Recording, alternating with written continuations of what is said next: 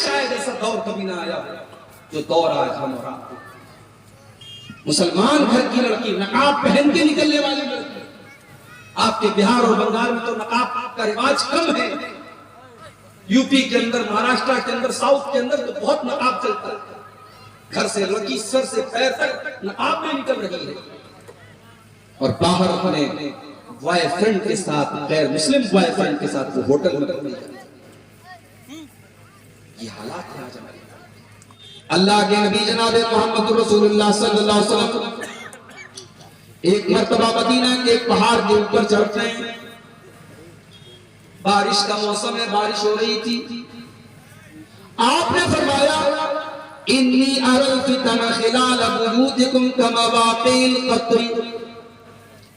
ऐ मेरे सहाबा, जिस तरीके से ये बारिश हो रही है और बारिश के कतरे तुम्हारे घरों के अंदर जा रहे हैं, तुम चाह करके भी बारिश के कतरों से अपने घरों को नहीं बचा सकते हो। बारिश अगर होगी तो बारिश के कतरे तुम्हारे घरों में जरूर जाएंगे। इन्नी लअरल फितन खिलाल बुयूतिकुम। ऐ मेरे सहाबा, मैं वो दौर भी देख रहा हूँ, वो जमाना भी देख रहा हूँ जब तुम्हारे घरों में बहुत सारे फितने पैदा हो जाएंगे। जिस तरीके से बारिश के कतरे तुम्हारे घरों में जा रहे हैं, तुम्हारे घरों में फितने भी पैदा होंगे और उन फितनों से अपने आप को बचाना बहुत मुश्किल है। इतने खतरनाक किस्म के फितने पैदा होंगे कि ईमान की वैलिडिटी, ईमान के बचाने का टाइम 12 घंटे भी नहीं होगा। 12 घंटे भी किसी के ईमान की गारंटी नहीं होगी। अल्लाह के प्यारे नबी फरमाते हैं, सही मुस्लिम की रिवायत है, बादिरू बिल आमाल फितनन कक़ितइल लैलिल मुज़लिम। ओ मेरी उम्मत के लोगों, अमल करने में जल्दी करो, अमल करने में लेट न करो, ताखीर न करो, देर न करो। बादिरू बिल आमाल, नेकी के कामों में आगे आगे रहा करो, जल्दी किया करो, इसलिए कि बहुत बड़े बड़े फितने आने वाले हैं। इतने सारे फितने पैदा होंगे जैसे अंधेरी रात के ऊपर सिर्फ अंधेरे ही अंधेरे नजर आते हैं। पूरे आसमान में सिर्फ अंधेरे नजर आते हैं, अंधेरे के टुकड़े नजर आते हैं। इतने फितने पैदा होंगे, तुम्हें सच्चा रास्ता नजर नहीं आएगा, तुम्हें ईमान का रास्ता नजर नहीं आएगा। युस्बिहुर रजुलु मुमिनन व युमसी काफिरा। सुबह कोई इंसान मुसलमान होगा, शाम होते होते काफिर हो जाएगा। वयुमसी मुमिनन व युस्बिहु काफिरा। शाम को मोमिन होगा, सुबह को काफिर हो जाएगा। शाम से सुबह तक और सुबह से शाम तक ईमान बच जाएगा, इसकी गारंटी नहीं। क्यों होगा ऐसा? क्या जान का खतरा होगा? क्या बाल बच्चों की जान को खतरा होगा? नहीं। अल्लाह के नबी आगे फरमाते हैं, यबीउदीनहु बिअरदिन मिनद दुनिया। अपने दीन को, अपने ईमान को दुनिया के चंद टकों के बदले में इंसान बेच डालेगा, अपने ईमान का सौदा कर लेगा, अपने दीन का सौदा कर लेगा। दुनिया की दौलत के बदले वो काफिर हो जाएगा, वो मुर्तद हो जाएगा। ये है कयामत के पहले फितनों का दौर, जिस दौर में मुसलमान के ईमान की वैलिडिटी 12 घंटे भी नहीं। आज पूरे हिंदुस्तान से हम सुन रहे हैं, जगह जगह पर वाकयात पेश आ रहे हैं। मुसलमान लड़की गैर मुस्लिम के साथ मोहब्बत करती है, उसके साथ चक्कर चलाती है, फिर उसके साथ घर से भाग जाती है, उसके मजहब में दाखिल हो जाती है, मुर्तद हो जाती है, इस्लाम को छोड़ करके उसके मजहब में दाखिल भी हो जाती है, उसके मजहब के मुताबिक जाकर के उससे शादी भी कर लेती है। मेरे प्यारे साथियों, आज इस तरीके के वाकयात पहले कुछ वाकयात हुआ करते थे, फिर सैकड़ों में बदल गए, फिर हजारों में बदल गए और अब लाखों में होने लगे। ये इस दौर का बहुत बड़ा फितना है, फितने इर्तिदाद। मुसलमान का दीन से मुर्तद हो जाना, दीन से पलट जाना, इस्लाम को छोड़ करके किसी और मजहब को कबूल कर लेना, इसको कहते हैं इर्तिदाद। और ये इस दौर के फितरों में बहुत बड़ा फर्क है। और आप ये मत समझिए कि ये सिर्फ दिल्ली और मुंबई और कलकत्ता में हो रहा है, कटिहार में भी हो रहा है, पूर्णिया में भी हो रहा है, किशनगंज में भी हो रहा है।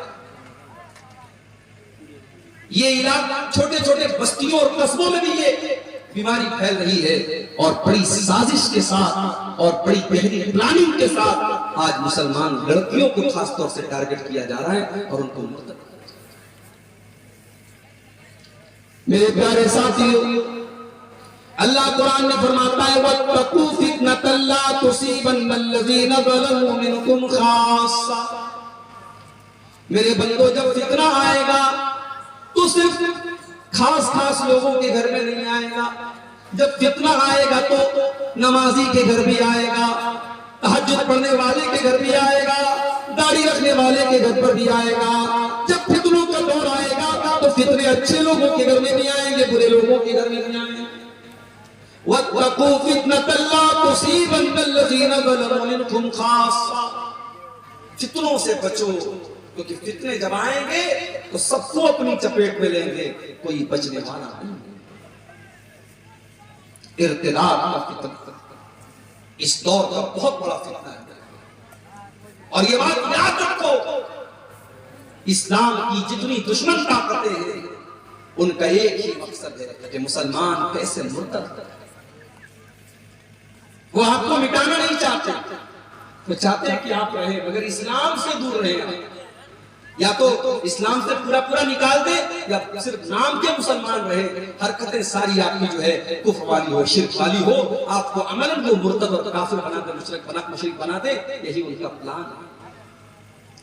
इसीलिए अल्लाह कुरान के पहले पारे में कहता है वलन तरदा अनकल यहूद वल नसारा हत्ता तत्तबिअ मिल्लतहुम।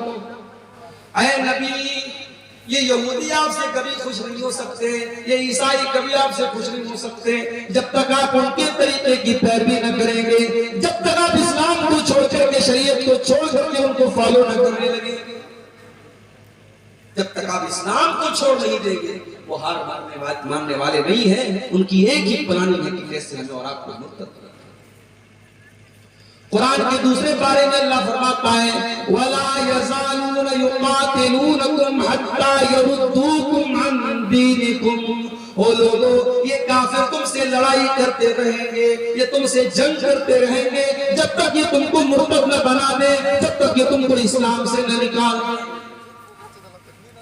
और आगे अल्लाह ने बड़ी खतरनाक हुआ वमन यर्तदिद मिनकुम अन दीनिही फयमुत वहुवा काफिरुन फउलाइका हबितत अमालुहुम फिद दुनिया वल आखिरह।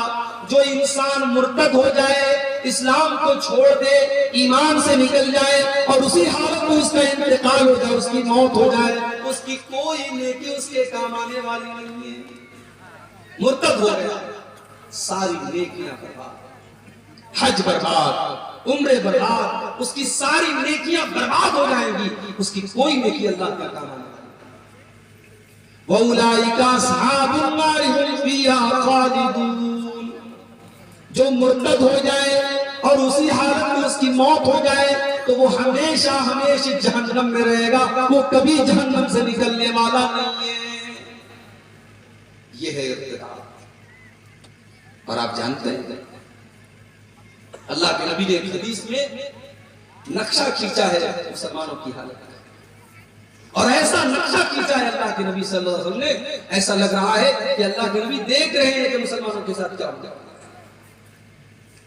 अबू दाऊद की रिवायत है, अल्लाह के नबी फरमाते हैं यूशिकुल उमम अन तदा अलैकुम कमा तदा लकरत इला तसातिहा। वो जमाना बहुत करीब आने वाला है जब दुनिया की सारी कौमें तुम पर टूट पड़ेंगी। जिस तरीके से दस्तरखान पर लोग लाइन लगा के खाते हैं, कुछ लोग दस्तरखान पे खा रहे हैं, कुछ लोग वेटिंग में खड़े हैं और खाने वाले के जल्दी जल्दी खा रहे हैं कि हम खा ले तो तुम आके खा लो।